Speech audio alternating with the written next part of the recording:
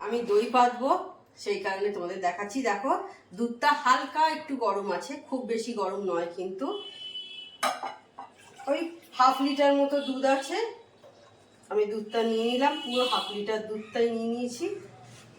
আর এখানে 1 চামচ মতো দই ফেটিয়ে রেখে দিয়েছি এইভাবে।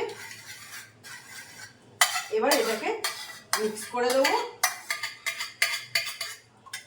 এইভাবে ভালো করে মিক্স করে এবার 4 ঘন্টার জন্য একটা গরম জায়গায় সেট করে রেখে দেবো, তারপর রেডি হয়ে যাবে।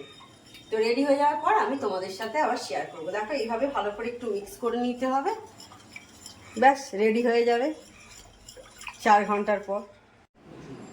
দেখো দই একদম রেডি হয়ে গেছে, দেখতে পাচ্ছ বসে গেছে দই। চ্যানেল যদি তোমাদের ভালো লেগে থাকে তবে অবশ্যই আমার চ্যানেলকে তোমরা সাবস্ক্রাইব করো, লাইক করো, শেয়ার করো।